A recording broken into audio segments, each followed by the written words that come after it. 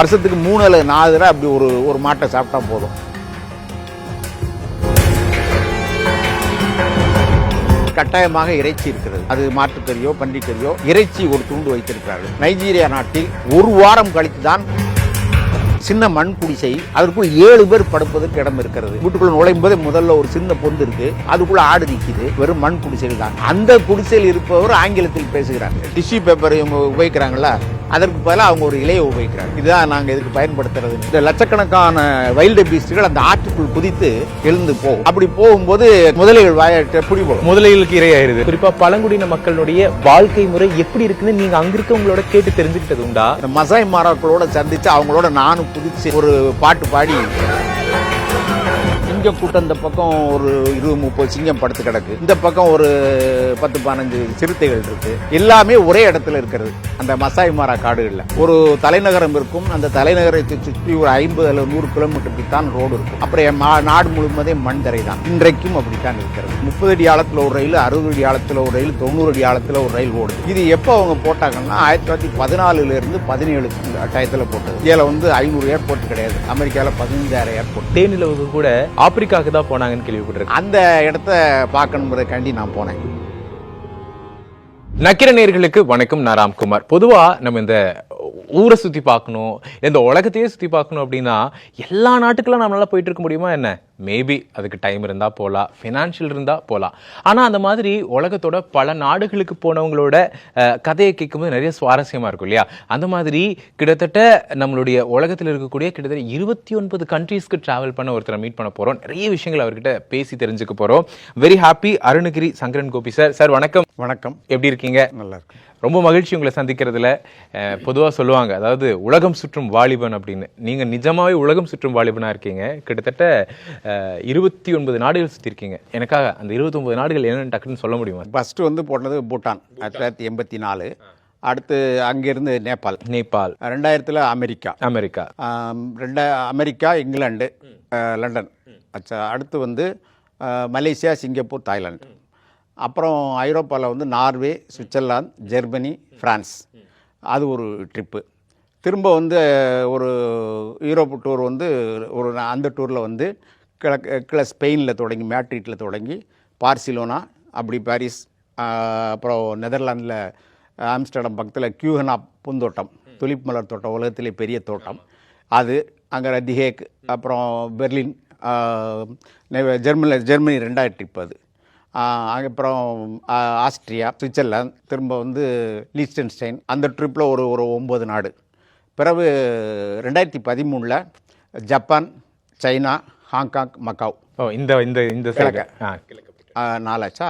பிறகு அடுத்து கல்ஃபில் Dubai, Abu Dhabi, Bahrain, Khattar. அந்த ஒரு 4 நாடு. ஆப்பிரிக்காவில் நைஜீரியா, கென்யா, இலங்கை, தாய்லாந்து, இவ்வளவும் போயிருக்கேன். 29 வரும். Super sir. இப்போ என்கிட்ட கேட்டிங்கன்னா எனக்கு தெரிஞ்சதில் என்னென்னா, இந்தியா விட்டுட்டு பக்கத்தில் இருக்க சிங்கப்பூர், மலேசியா, பாகிஸ்தான், நேபாள், வேற என்ன, பூட்டான், வேற என்ன இருக்குது, தாய்லாந்து, இவ்வளோதான் எனக்கு தெரியும். ஆறை தாண்டறதுக்கு எனக்கு கொஞ்சம் இதாக இருக்குது. கிட்டத்தட்ட 29 கண்ட்ரீஸ்னால் பேசுறதுக்கு எவ்வளோ விஷயம் இருக்குது, சமாச்சாரமாக இவ்வளோ விஷயம் இருக்குது. அப்போ எழுதியிருக்கிறேன். நிறைய புத்தகங்கள், 12 புத்தகங்கள் பயணத்தை பற்றி மட்டுமே எழுதியிருக்கிறேன். சூப்பர், அருமை சார். அப்போது நம்ம இந்த ட்ராவல் பண்ணுறோம் அப்படின்னாலே மொதல் விஷயம் வெவ்வேறு தரப்பட்ட மக்கள், அவங்களுடைய கலாச்சாரம், பழக்க வழக்கம், உணவு வகைகள், இது எல்லாத்தையுமே சுவாரஸ்யமாக நம்ம போய் எக்ஸ்ப்ளோர் பண்ணுறதுக்கு தான் ஆசைப்படுவோம்.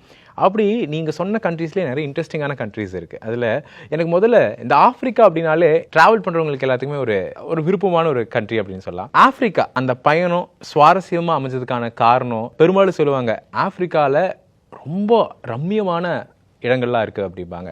குறிப்பாக அவங்களுடைய உணவு பழக்க வழக்கங்களே ரொம்ப வித்தியாசமானதாக இருக்கும்பாங்க. அதேமாதிரி அங்கே வாழக்கூடிய ட்ரைபல், அவங்க கொஞ்சம் அவங்களுடைய பழக்க வழக்கங்கள், கலாச்சாரம், உணவு வித்தியாசமாக இருக்கணும். ஸோ அந்த சுவாரஸ்யமான கதை எங்களோட ஆரம்பிக்கிறீங்களா? ஆப்பிரிக்கா இந்தியா மாதிரி ஆப்பிரிக்காவில் 55 நாடுகள் இருக்குது. அதுக்குள்ளேயே 55 நாடு இருக்குது. இப்போ இந்தியாவுடைய நிலப்பரப்பு எடுத்துக்கிட்டிங்கன்னா 32,88,000 சதுர கிலோமீட்டர். ஆப்பிரிக்காவில் இந்தியா மாதிரி ஒரு 7-8 நாடு இருக்குது. வடபகுதியில் சப் சஹாரான்னு ஆப்பிரிக்கா, சஹாராவுக்கு வடக்கு பகுதியில் இருப்பது முஸ்லீம் நாடுகள். சப் சஹாரான்னு சஹாராவுக்கு தெற்கே இருப்பது ஆப்பிரிக்கர்களுடைய நாடு. ஆப்பிரிக்காவை பற்றி நான் விரிவாக வந்து அந்த நாட்டுக்கு போகிறதுக்கு முன்பே இங்கே சென்னையில் ஆப்பிரிக்க மாணவர்கள் நிறைய பேரை சந்தித்து உரையாடி அவங்கள என்னுடைய ஸ்கூட்டரில் ஏற்றி வச்சுக்கிட்டு அலுவலகத்துக்கு கூப்பிட்டு போய் ஒரு நாள் முழுசாக அவங்கள உட்கார வச்சு அவங்களுக்கு பிரியாணி வாங்கி கொடுத்து அவங்கள்ட்ட கேள்விகள் கேட்டு அப்படியே ஒரு நிறைய பேரை நான் பேட்டி எடுத்திருக்கேன். அப்போ அதெல்லாம் தொகுத்து ஆப்பிரிக்கான்னு ஒரு புத்தகமே போட்டிருக்கு. வேறு சிலர் ஆப்பிரிக்காவுக்கு போயிருக்காங்க, சில சின்ன சின்ன புத்தகங்கள் வந்திருக்கு. அப்புறம் நான் ஆப்பிரிக்கா வந்து நைஜீரியா போன நவம்பர் 2023 டிசம்பர் மாதம் நைஜீரியா, கென்யா ஆகிய 2 நாடுகளுக்கு சென்றிருந்தேன். அங்கே நான் முதல்ல என்னுடைய பயணங்கள் வந்து பெரும்பாலும் முன்னேறிய நாடுகள் தான் நிறைய பார்த்துருக்கேன். நம்மளை விட இப்போ அமெரிக்கா எடுத்துக்கொண்டால் நம்மளை விட 100 ஆண்டுகள் முன்னேறி இருக்காங்க. அதுக்கு ஒரு சின்ன சான்று என்ன சொல்கிறேன்னா, அமெரிக்காவில் நான் நியூயார்க்கில் இருக்கும்போது ஒரு நாள் மெட்ரோ தொடரில் ஏறினேன். அப்போது அது கொஞ்சம் தரைக்கடியில் போயிட்டு உடனே ஏறி போன மாதிரி இருந்தது. 2வது நாள் நான் வந்து வேற ஒரு இடத்துக்கு போகும்போது ரொம்ப ஆழமாக போச்சு. அப்போ நண்பர்கிட்ட கூட வந்துட்டு கேட்டேன், இன்னும் இது ரொம்ப ஆழமாக போகுதுன்ட்டு திரும்ப வெளியே வந்து செக் பண்ணும்போது தான் அங்கே 30 அடி ஆழத்தில் ஒரு ரயில், 60 அடி ஆழத்தில் ஒரு ரயில், 90 அடி ஆழத்தில் ஒரு ரயில் ஓடுது மெட்ரோ நியூயார்க்கில். இது எப்போ அவங்க போட்டாங்கன்னா 1914 17 டயத்தில் போட்டது. 1917 நியூயார்க் நகரத்தில் தரைக்கடியில் 3 அடுக்குகளில் ரயில் ஓடுகிறது. சரியாக 100 ஆண்டுகள் கழித்து 2017 தான் சென்னையில் முதல் தொடரி ஓடியது. எனவே நான் சொல்லும்போது அமெரிக்காவுக்கும் நமக்குமான இடைவெளி வந்து 100 ஆண்டுகள் அவர்கள் முன்னேறி இருக்கிறார்கள் வாழ்க்கையில். இப்போ இந்தியாவில் வந்து 500 ஏர்போர்ட் கிடையாது, அமெரிக்காவில் 15,000 ஏர்போர்ட் இருக்கு. அப்படி அதே போல் ஐரோப்பிய நாடுகள் எல்லாம் சுற்றி வந்து அதற்கு அப்படி நிறைய முன்னேறிய நாடுகளை பார்த்த பிறகு தான் நான் ஆப்பிரிக்காவுக்கு போகிறேன். அங்கே எனக்கு பூட்டான் நாட்டில் வேலை வாங்கி தந்த என்னுடைய அப்பாவின் தங்கை கணவர் ஆப்பிரிக்காவில், வடமேற்கு ஆப்பிரிக்காவில் டோகோ என்ற நாட்டில் சில காலம் வேலை பார்த்தார். அப்பொழுது மாமா எனக்கு டோகோ நாட்டில் வேலை வாங்கி தாருங்கள், நான் அங்கே இங்கே பூட்டான் உங்களால் பார்த்தேன், அங்கே எனக்கு நான் பார்க்குறேன் அப்படின்னு சொன்னேன். அப்போ அவர் சொன்னார், ரொம்ப பாவப்பட்ட நாடாக இருக்குடா அப்படின்னு சொல்லி அவர் சொன்னார். என்ன என்று கேட்டேன். அவர் வந்த பிறகு அவரிடம் கேட்டு அதை பற்றி ஒரு கட்டுரை எழுதினேன். பொதுவாகவே நான் ஆப்பிரிக்காவில் பார்த்த அளவில் இன்றைக்கும் ஆப்பிரிக்காவில் மக்களுக்கு 3 வேளை சாப்பாடு கிடையாது. ஒரு நாளைக்கு அவர்கள் 2 வேளை தான் சாப்பிடுகிறார். 11 மணிக்கு ஒரு சாப்பாடு, 7 மணிக்கு ஒன்று. அதே மாதிரி நிறைய இன்னும் ஏழை நாடுகளில் 1 வேளை தான் சாப்பிடுகிறார்கள். அப்போது கிராமங்களில் ஒரு 150 பேர் கொண்ட ஒரு ஊர் இருக்கின்றார்கள். எல்லோருமே உறவினர்களாக இருக்கிறார்கள், எல்லாருமே சொந்தமாக இருக்காங்க. அவங்க வந்து ஒரே இடத்துல சமைச்சு அந்த பகல் 12 மணிக்கு ஒரு வேளை சாப்பிட்டு அடுத்த நாள் அடுத்த வேளை 12 மணியாக சாப்பாடு. குடும்பமாக எல்லாரும் சேர்ந்து ஒரு இடத்துல சமைக்கிறாங்க, எல்லாம் பகிர்ந்து உண்ணுறாங்க. அதுக்கு அடுத்தது மறுபடியும் அடுத்த நாள் வீடு, பெரிய வீடுகள்லாம் கிடையாது, சமையல் ரூம்லாம் கிடையாது, வீட்டுக்கு வெளியே தான் சமைப்பாங்க. இப்போ நம்மளுடைய வாழ்க்கை முறைன்னு எடுத்துட்டோம்னா தனி குடுத்தணும்னு ஒன்று இருக்கு, இல்லை தனி நபராக வாழ்றாங்க, கூட்டு குடும்பம்லாம் இருக்காங்க. இப்போ அந்த ஆப்பிரிக்கா மாதிரியான நாட்களில் மக்கள் தொகையுமே அதிகமாக இருக்குல்ல? மக்கள் தொகை கம்மி, ரொம்ப கம்மியா சார்? அதாவது இந்தியாவுடைய மக்கள் தொகை 140 கோடி, ஆப்பிரிக்கா 100 கோடி தான். 100 கோடி தான். 100 கோடி ஒரு 10 ஆண்டுக்கு முந்தில் உள்ள கணக்கு. இப்போவும் நம்ம மொத்த 55 நாடுகளுடைய மக்கள் தொகையை சேர்த்தாலும் இந்தியாவோட மக்கள் தொகை கிடையாது. இப்போ அவங்களுடைய இந்த வாழ்க்கை முறை அப்படிங்கிறது எப்படி இருக்கு சார்? அந்த அடிப்படை கட்டமைப்பு அப்படிங்கிறது, குடும்பங்களை அவங்க எப்படி வசிக்கிறாங்க? நான் உங்கள்கிட்ட ஏற்கனவே சொன்னது போல, எப்படி அமெரிக்கா நம்மை விட 100 ஆண்டுகள் முன்னாடி இருக்கிறதோ அதே போல் ஆப்பிரிக்கா நம்மை விட 100 ஆண்டுகள் பின்தங்கி இருக்கிறது. அங்கே என்னமும் வந்து புதுச்சேரியிலிருந்து 2 இளைஞர்கள் 1986ஆம் ஆண்டு சைக்கிளிலேயே எம்ஜிஆரிடம் 20,000 ரூபா வாங்கி கொண்டு சைக்கிளிலேயே அமெரிக்காவுக்கு போனார்கள். 120 நாடுகள் வழியாக சைக்கிள் மிதித்து 3 ஆண்டுகள் கழித்து ஐநா பொதுச் செயலாளரை சந்தித்து, அப்போது சேவியர் பெரஸ்டி கொய்யார் அவர் இருந்தார், அவர்கிட்ட மனு கொடுத்தாங்க. அவங்களுடைய ஆப்பிரிக்க பயணத்தை அவங்க புத்தகமாக எழுதினா அதை நான் படித்து பார்த்தேன். அப்போவுமே அவர்கள் என்னிடம் சொல்லும் பொழுது, ஆப்பிரிக்காவில் சட்டத்தின் ஆட்சி கிடையாது. ஒரு தலைநகரம் இருக்கும், அந்த தலைநகரத்தை சுற்றி ஒரு 50 அல்லது 100 கிலோமீட்டருக்கு தான் ரோடு இருக்கும். அப்புறம் நாடு முழுவதும் மண் தரை தான். இன்றைக்கும் அப்படித்தான் இருக்கிறது. அப்போ அந்த அரசியல் சூழல் இல்லை அந்த கட்டமைப்பு, அடிப்படையான வசதிகள் அதெல்லாம் யார் கொடுக்குறா அவங்களுக்கு? அதாவது அவர்கள் வந்து அடிமைகளாக அமெரிக்காவுக்கு கொண்டு போய் செல்லப்பட்டார்கள். வடமேற்கு ஆப்பிரிக்காவில் உள்ளவர்களை அடிமைகளாக பிடித்து கொண்டு போய் ஐரோப்பா, அமெரிக்காவில் கொண்டு போய் விற்று அவர்களை வேலைக்கு வைத்தார்கள். படிப்பறிவு இன்றைய வரையிலும் கல்வி வளர்ச்சி இல்லை. அதனால் வந்து அவர் ஆப்பிரிக்காவில் நிறைய செல்வங்கள் இருக்கின்றன, தங்கம், வைரம், வைடூரியம், எல்லா கனிமங்களும் கிடைக்கின்றன. ஆனால் அவற்றை இப்பொழுது ஒரு நாடு இருக்கிறது என்றால் அதில் அந்த நாட்டில் ஒரு 20-30 ஆயுத குழுக்கள் இருக்கும். அவர்கள் ஒரு சுரங்கத்தை பிடித்து வைத்துக் கொள்வார்கள். வெளிநாடுகளிலிருந்து ஐரோப்பாவிலிருந்து வருகின்றவர்கள் அவர்களிடம் நேரடியாக வைரத்தை வாங்கிக் கொள்வார்கள், தங்கத்தை வாங்கிக் கொள்வார்கள். அரசு என்று ஒன்று இருக்கும். அது நாடு முழுமைக்குமான கட்டுப்பாடு கிடையாது. ஆயுத குழுக்களின் கட்டுப்பாட்டில் தான் ஆப்பிரிக்காவில் பெரும்பாலான பகுதி இருக்கிறது. சரி, இப்போ உலகம் அறிந்திராத ஆப்பிரிக்காவின் சுவாரஸ்யமான பக்கங்கள் அப்படின்னா உங்களுக்கு முதல்ல ஞாபகத்துக்கு வருது என்ன? ஏன்னா நாங்களே கேள்விப்பட்டிருக்கோம், இங்கிலாந்தினுடைய ராணி அவங்களுடைய தேனிலவுக்கு கூட ஆப்பிரிக்காவுக்கு தான் போனாங்கன்னு கேள்விப்பட்டிருக்காங்க. அந்த அளவுக்கு ரம்மியமான சூழல் கொண்ட வனவிலங்குகள் சார்ந்த ஒரு இடம். ஆனா நமக்கு ஒரு ஆப்பிரிக்கா அப்படின்னா ஒரு தார் பாலைவனமாகவும், ஒரு மிருகங்கள், பழங்குடி மக்கள், தார் இந்தியா, சஹாரா இந்த மாதிரி பாலைவனங்களோடையோ இப்படிதான் காட்டுறாங்க. பழங்குடியின மக்கள் அப்படிதான் காட்டுறாங்க. பட் இந்த பக்கம் ஆப்பிரிக்கால இவ்வளவு சுவாரஸ்யமான ரம்மியமான அழகியலோட ஒரு வாழ்க்கை இருக்குன்னா அது என்னவா இருக்கு? நீங்கள் சொன்னது போல பிரித்தானிய பேரரசி 2ஆம் எலிசபெத் அவருடைய தந்தை இறக்கும்பொழுது அவர் ஆப்பிரிக்காவில் தான் இருந்தார். அதே கென்யா என்று நினைக்கிறேன். நான் கென்யாவுக்கு கடந்த ஆண்டு தான் சென்றேன். கடந்த ஆண்டு அங்கே நீங்கள் பார்த்தீங்கன்னா அந்த டிஸ்கவரி, அனிமல் பிளானட்டு இதிலெல்லாம் அந்த மசாய் மாரா பீப்புள் சிவப்பு கலர் ட்ரெஸ் கம்பு வச்சுக்கிட்டு, ஆமாம் சார், அவங்க உயரமாக குதிச்சு ஆடுவாங்க. ஆமாம், அந்த இடத்த பார்க்கணுங்கிறக்காண்டி நான் போனேன். கென்யா எனக்கு முகநூல் வழியாகத்தான் அறிமுகமானவர் ராஜா இளங்கோவன், கமுதிக்காரர். அவர் என் வீட்டில் நீங்கள் தங்கிக் கொள்ளலாம் என்று சொன்னார். அவர் 8 நாள் அவர் வீட்டில் போய் தங்கியிருந்தேன். அங்கேருந்து 3 நாட்கள் மசாய் மாரா காடுகளுக்கு போனேன். அந்த மசாய் மாரா காடுகள் நமது மேற்கு தொடர்ச்சி மலையைப் போல அடர்த்தியான காடுகள் கிடையாது, சமவெளி. அந்த சமவெளியில் இவ்வளோ உயரத்துக்கு புல் வளர்ந்துருக்கிறது. சிங்கம் கூட்டம் இந்த பக்கம் ஒரு 20-30 சிங்கம் படுத்து கிடக்கு, இந்த பக்கம் ஒரு 10-15 சிறுத்தைகள் இருக்குது, கழுதைப்புலி எல்லாமே ஒரே இடத்துல இருக்கிறது அந்த மசாய் மாரா காடுகளில். அப்போது அவங்க கென்யா தலைநகர் நைரோபியிலேருந்து ட்ராக்ஸ், அந்த பெரிய ஜீப்பு, அதில் என்னோட ஒரு 7-8 2 பெண்கள், அவர்கள் தனியாகத்தான் வந்திருந்தார்கள். நாங்கள் எல்லாம் 3 நாட்களும் அங்கே அந்த காட்டுக்குள்ளே குடிசைகளில் தங்க வைக்கிறார்கள். டென்ட்டு, துணி கொட்டகை, அதில் தங்க வைக்கிறார்கள். அங்கேருந்து காலையில் உள்ளே கூட்டு போய் ஒரு நாள் புறம் சுற்றி காட்டி கொண்டு வருவார்கள். மசாய் என்று மாரா என்ற ஒரு ஆறு ஓடுகிறது அங்கே. இப்போ தான்சானியாவில் அங்கேருந்து செரங்கட்டி நேஷனல் பார்க், அது நீங்கள் டிஸ்கவரி இந்த சேனலில் பூரா நீங்கள் பார்க்குறது இந்த செரங்கட்டியும் மசாய் மரம் தான் காட்டுவாங்க. ஓகே, செரங்கட்டி மசாய் மரம். ஆமாம், இந்த செரங்கட்டியிலிருந்து புறப்படுகின்ற அந்த வைல்டு பீஸ்ட் ஒரு மாடு மாதிரி இருக்கும். இது அந்த வைல்டு பீஸ்ட் நீங்கள் பார்த்துருக்கலாம், கூட்டம் லட்சக்கணக்கில் போகும். இந்த வைல்டு பீஸ்ட் செரங்கட்டியிலேருந்து புறப்பட்டு ஒரு 3-4 மாதங்களாக ஓடிக்கொண்டே இருக்கின்றன.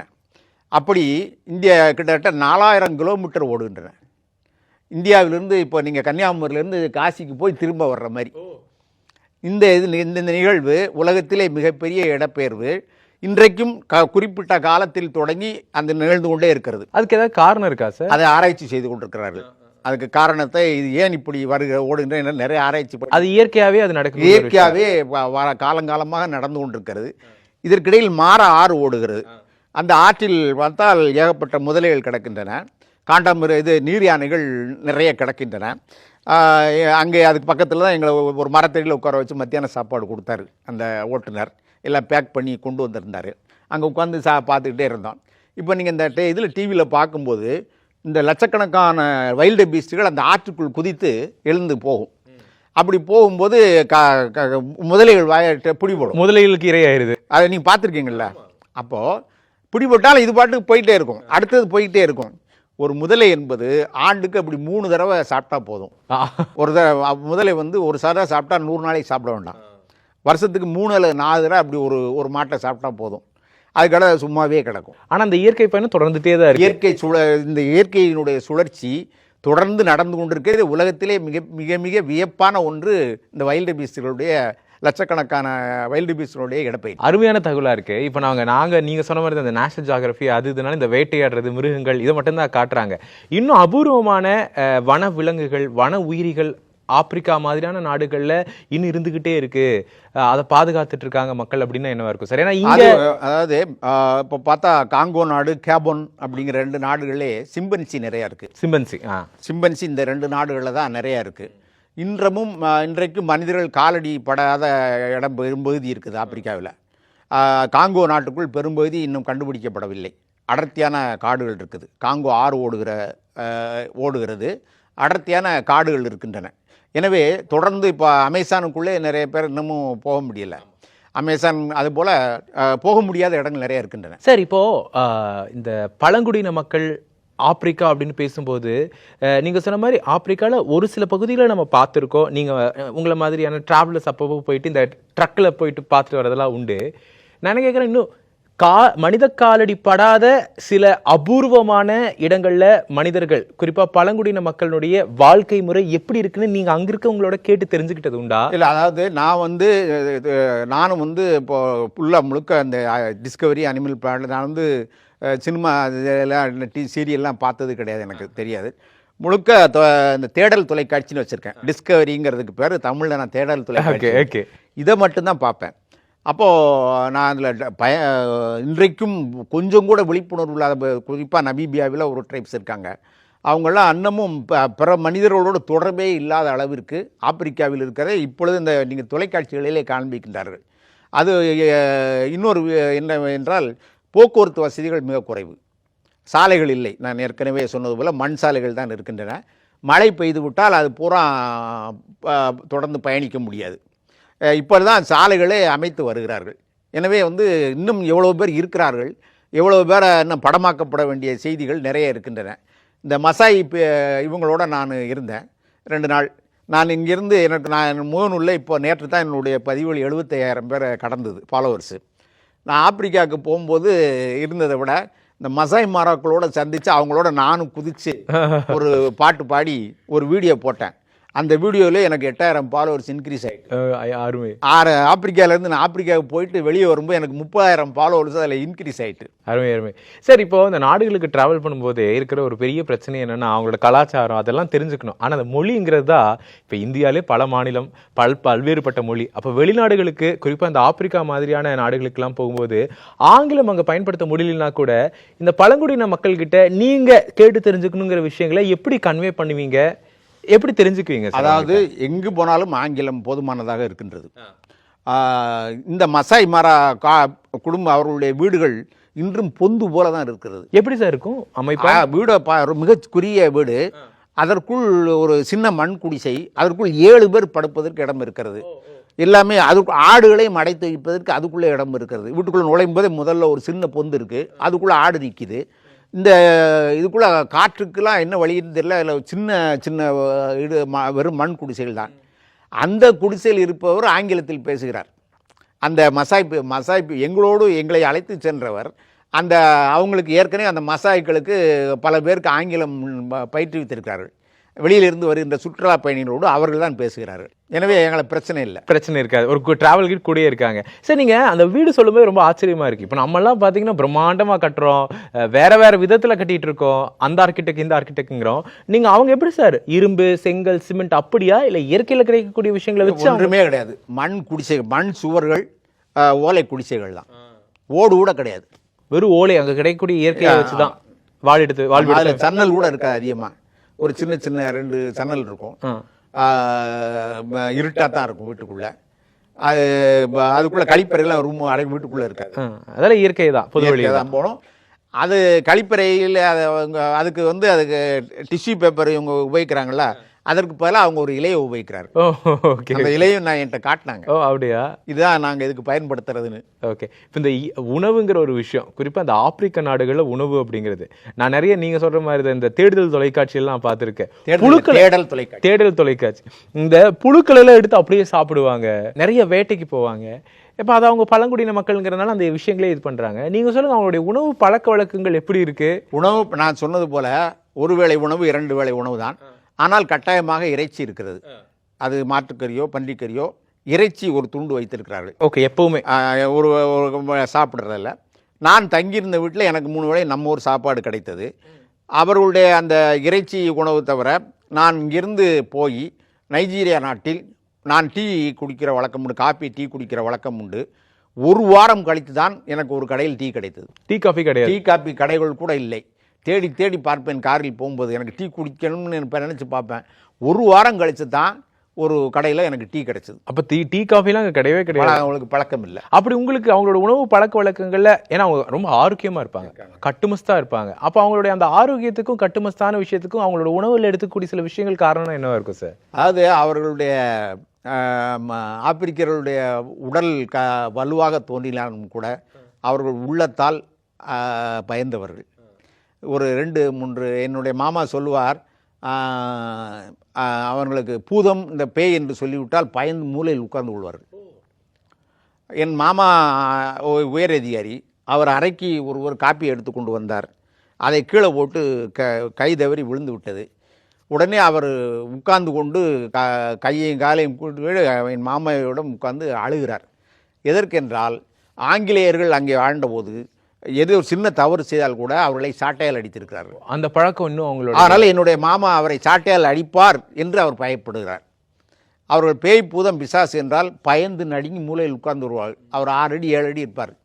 அந்த அளவிற்கு இன்னமும் அவர்களிடம் அந்த பழக்க வழக்கங்கள் மூட நம்பிக்கைகள் நிலவுகின்றன. நான் ஒரு விஷயம் ஒரு இதில் பார்த்துருக்கேன் சார், எப்படின்னா அதிக உடல் பருமன் கொண்ட ஆண்கள் வந்து அங்க ஒரு போட்டி மாதிரி நடக்குது. அது ஒரு ஊர்ல ஒரு நாட்டில் இருக்கு, நான் அதை பார்த்துருக்கேன். அது அப்படி ஒரு ட்ரைப்ஸ், அப்படி ஒரு பழங்குடியினர் வயிறு வளர்ப்பதை பெருமையாக கருதுறாங்க.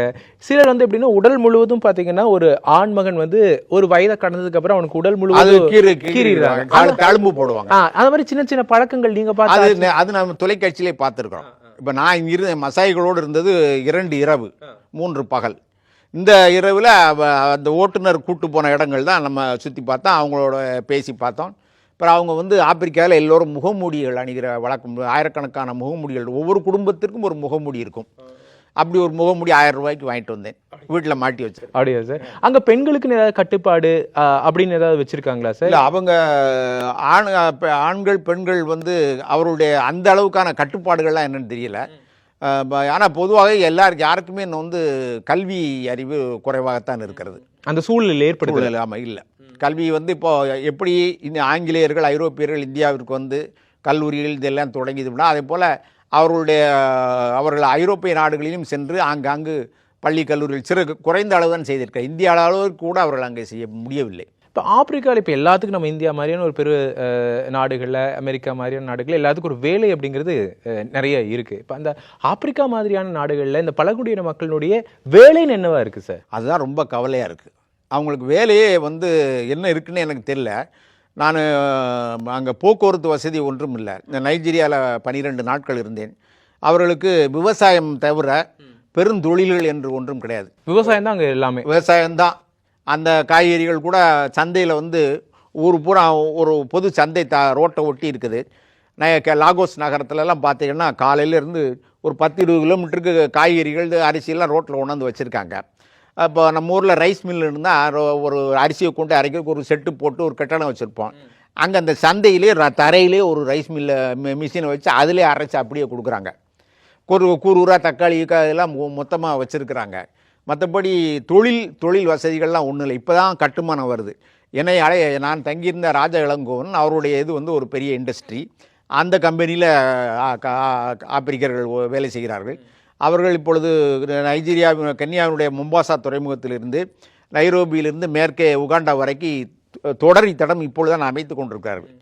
அதே போல் குழாய்கள் பதித்து வருகிறார்கள், இந்த எரிகாற்றுகளை கொண்டு போவதற்கான அந்த பணிகளை அவர் நிறுவனம் செய்து வருது. அந்த பணியை நான் கொஞ்சம் நேரம் ஒரு அரை நாள் உட்காந்து வேடிக்கை பார்த்தேன். நான் இந்த சின்ன சின்ன வீடியோக்கள் எல்லாம் பார்க்கும்போது இந்த தங்கத்தை ஆத்தங்கரையில் உட்காந்து சல்லடை வச்சு தேடி அதிலிருந்து அந்த மைனிங் பண்ணிகிட்டே இருப்பாங்க. அதாவது அங்கே இருக்கக்கூடிய பெண்கள் அந்த மாதிரி இன்னும் அந்த பழக்க வழக்கங்களாக இருக்கா? ஏன்னா ஆப்பிரிக்காவில் தான் விலை உயர்ந்த வைரங்கள் கிடைக்குதுன்னு கேள்விப்பட்டிருக்கேன். அந்த மாதிரி இந்த மைனிங் ப்ராசஸ் பற்றி சொல்லுங்கள் சார். இந்த தங்கம் வைரம் இந்த ப்ராசஸ் வந்து நம்ம ஊர்லேயே இருந்தது. நான் சின்ன பிள்ளையா இருக்கும்போதே சாக்கடையில் அலசுவார்கள். அதெல்லாம் கண்ணால் நான் பார்த்துருக்கிறேன்.